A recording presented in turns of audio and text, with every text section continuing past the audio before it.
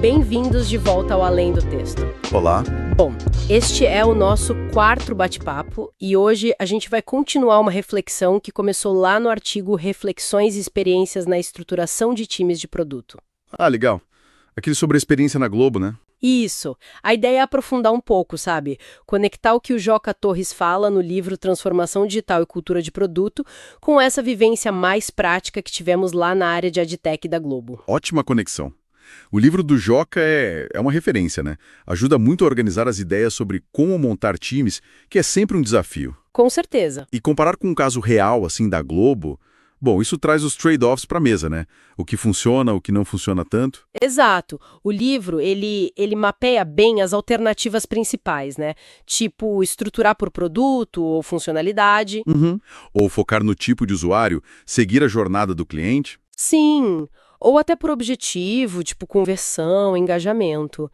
Mas o ponto-chave dele, pra mim, e que bateu muito com a nossa experiência lá, é que não tem bala de prata, Sim, sabe? perfeito. Nada de receita de bolo. Nada.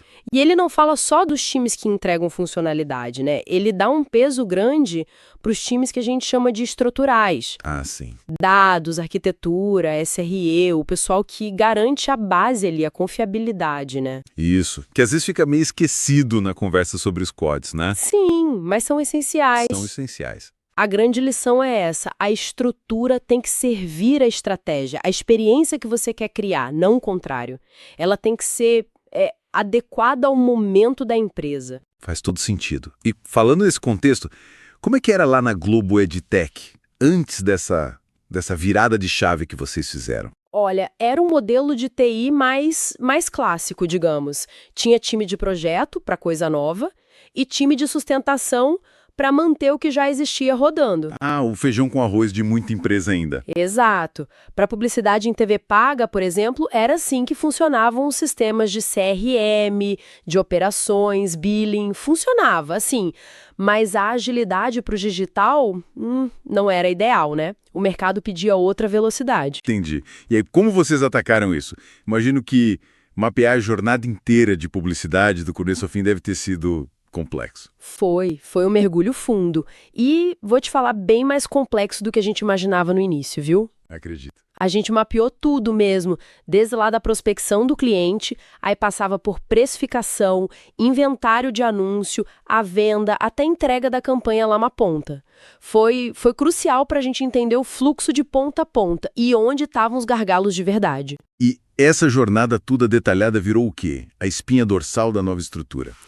Precisamente. Cada etapa-chave virou um squad, um time com foco bem claro, sabe? Com autonomia e responsabilidade por aquele pedaço do processo. Legal. E a gente agrupou esses squads sobre uma liderança de produto unificada, tipo um GPM, né? Um gerente de produto de grupo, para coordenar os esforços que se conectavam. Tá, isso organiza bem o foco na entrega. Mas e os times estruturais que o Joca valoriza tanto? Como eles entraram nessa? Eles eram a cola, né? Essenciais. Tínhamos times transversais de dados, de arquitetura, de integrações. Eles davam suporte para todos os squads da jornada. Entendi. Garantindo a base técnica comum. Exato. Coesão técnica, escalabilidade, a evolução das plataformas que serviam todo mundo.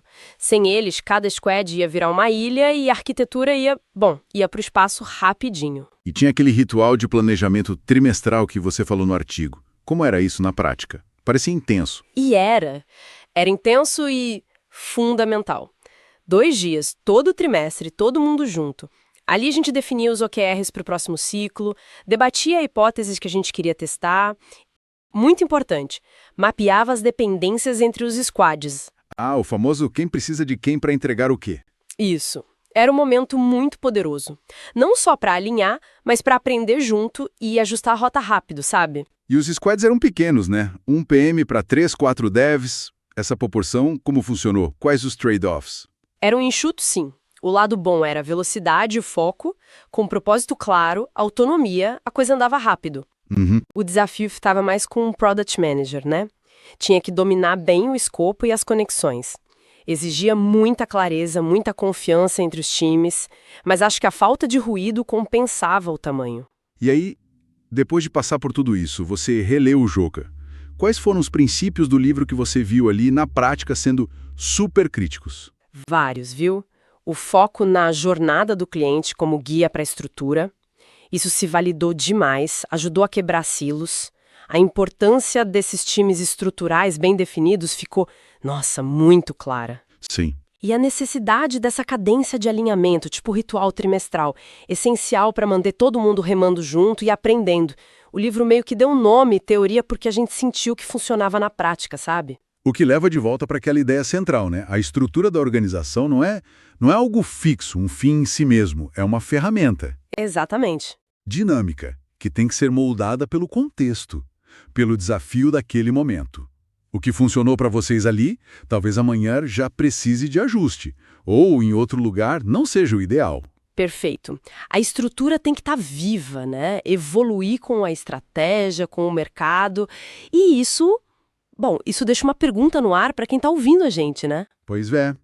Será que existe mesmo uma estrutura ideal, definitiva, aquela perfeita? Ou que existe, na verdade, a busca constante pela estrutura certa, para o momento certo e por desafio certo? Fica aí a provocação para todo mundo pensar, refletir sobre as estruturas que já viveram ou que estão construindo agora.